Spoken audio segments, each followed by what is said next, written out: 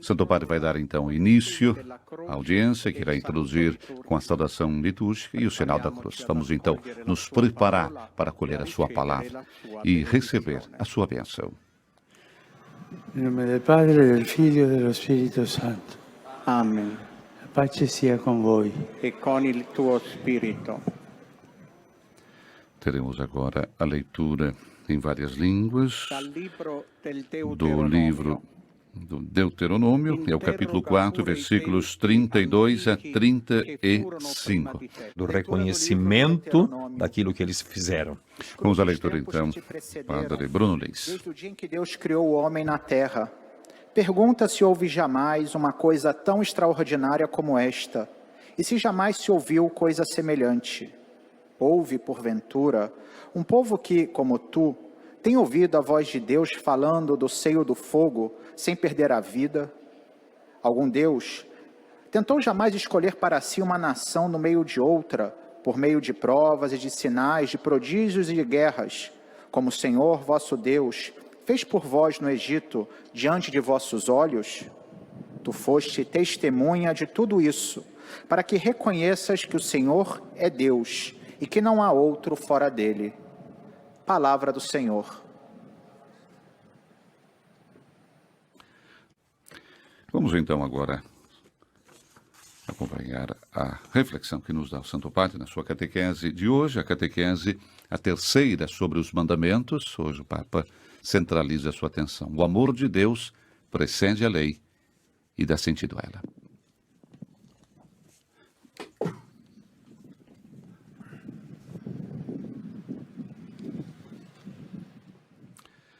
Um pouco de vento nesta manhã de quarta-feira. E vamos então agora com o Santo Padre. Inicia o Santo Padre, queridos irmãos e irmãs, bom dia. Hoje, nessa audiência, diz o Santo Padre, se realizará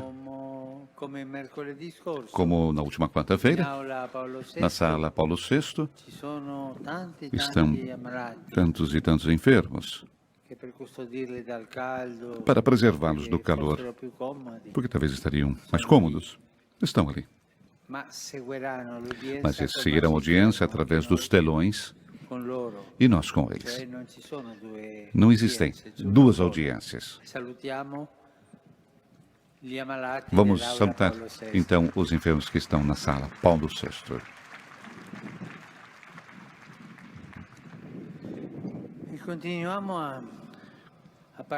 E continuamos a falar dos mandamentos. Como dissemos, mais do que mandamentos, são as palavras de Deus ao seu povo, para que caminhe bem. Palavras amorosas de um pai.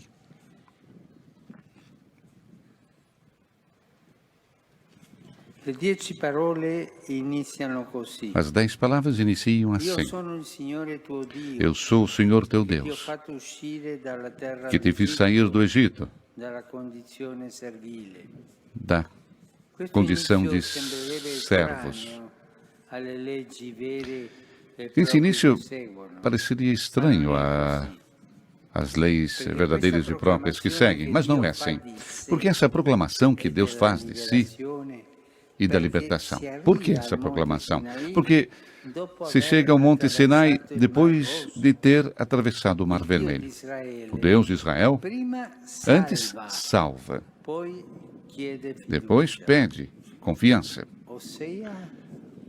Ou seja, o decálogo começa pela generosidade de Deus. Deus nunca pede sem dar antes. Nunca. Primeiro salva e depois pede. Assim é o nosso Pai. Entendemos a importância da primeira declaração. Eu sou o Senhor teu Deus. Há um possessivo, há uma relação Deus não é um estranho, é o teu Deus. Isso ilumina todo o decálogo e revela também o segredo do agir cristão, porque é o mesmo comportamento de Jesus que diz: como o Pai me amou, eu também amei vocês. Cristo é o amado do Pai e nos ama com aquele amor. Ele não parte de si mesmo, mas do Pai. Frequentemente as nossas obras não vão à realização, não têm a realização, falem, porque partem de nós mesmos e não da gratidão. E quem parte de si mesmo, arriva, chega a si mesmo, diz o Papa. Quem parte de si mesmo, onde chega? Chega a si mesmo. É incapaz de fazer o caminho. Retorna sobre si mesmo. É precisamente aquele comportamento egoísta que, brincando, as pessoas dizem: é aquela pessoa, eu, mim comigo, mas sempre a si mesmo. Na vida cristã, antes de tudo, a resposta grata, agradecida a um Pai generoso. Os cristãos que seguem somente os deveres denunciam não ter uma experiência pessoal daquele Deus que é nosso. Eu devo fazer isso, devo fazer aquela outra coisa, somente deveres. Mas falta alguma coisa. Qual é o fundamento desse dever? Se deve fazer assim? Não. O fundamento desse dever é o amor de Deus Pai, que antes dá, que por primeiro dá, e depois comanda.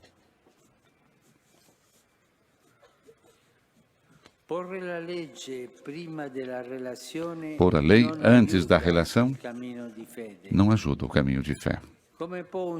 Como pode um jovem desejar ser cristão se partimos da obrigação, compromissos, coerências e não da libertação? Ser cristão é um caminho de libertação. Os mandamentos nos libertam do nosso egoísmo. Liberta porque tem um amor de Deus. A formação cristã não é baseada sobre a força de vontade, mas sobre a acolhida da salvação, sobre o deixar-se amar. Antes, por primeiro o Mar Vermelho, depois o Monte Sinai. Primeira salvação. Deus salva o seu povo no Mar Vermelho.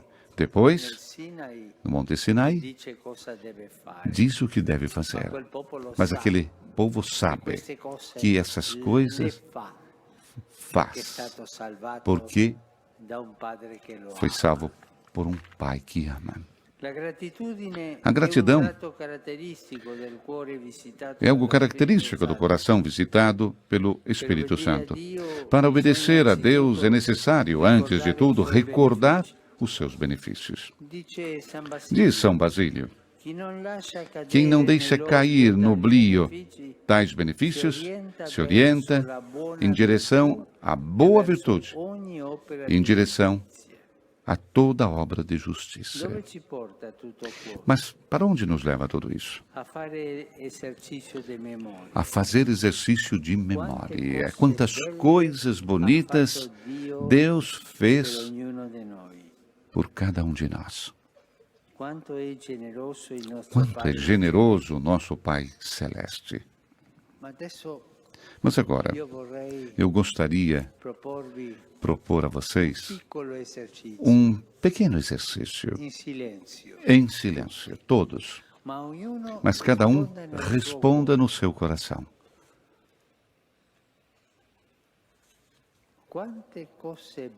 Quantas coisas bonitas Deus fez por mim? Essa é a pergunta. Em silêncio, cada um de nós responde. Quantas coisas bonitas Deus fez por mim e para mim? Quantas coisas bonitas Deus fez para mim? Pergunta então que o Santo Padre pede a cada um de nós. Essa é a libertação de Deus. Deus faz tantas coisas bonitas e nos liberta. E alguém pode dizer que não fez uma verdadeira experiência de libertação de Deus. Isso pode ocorrer. Poderia ser que olhe para dentro de si mesmo, para si, e vai encontrar somente o sentido de dever, uma espiritualidade de servos e não de filhos. Então, o que fazer nesse caso? Como fez o povo eleito. Diz o livro do Êxodo. Os israelitas gemiam pela sua escravidão. Levaram gritos de lamentação e seus gritos da escravidão chegaram a Deus. Deus ouviu as suas lamentações. Deus se recordou da sua aliança com Abraão, Isaque e Jacó. Deus olhou a condição dos israelitas. Deus e pensou. Deus pensa a mim. A ação libertadora de Deus, colocada no início do Decálogo, ou seja, dos mandamentos, é a resposta a essa lamentação. Nós não nos salvamos sozinhos, mas de nós pode partir um grito de ajuda. Senhor, salva-me. Senhor, ensina-me a estrada. Senhor, acaricia-me. Senhor, dá-me um pouco de alegria. Esse é um grito que pede ajuda. Isso cabe a nós, pedir para sermos libertados do egoísmo, do pecado, das correntes da escravidão. Esse grito é importante, é oração, é consciência daquilo que ainda é oprimido, daquilo que é oprimido e não liberado em nós. Nós temos tantas coisas na nossa alma. Salva-me, ajuda-me. Liberta-me. Essa é uma belíssima oração ao Senhor. Deus espera esse grito porque pode e quer romper as nossas correntes. Deus não nos chamou à vida para permanecermos oprimidos, mas para sermos livres e viver na gratidão, obedecendo com alegria àquele que nos deu tanto, infinitamente mais de quanto mais poderíamos jamais dar a Ele. É muito bonito isso. Que Deus seja sempre bendito por tudo aquilo que fez, faz e fará em nós. Muito obrigado.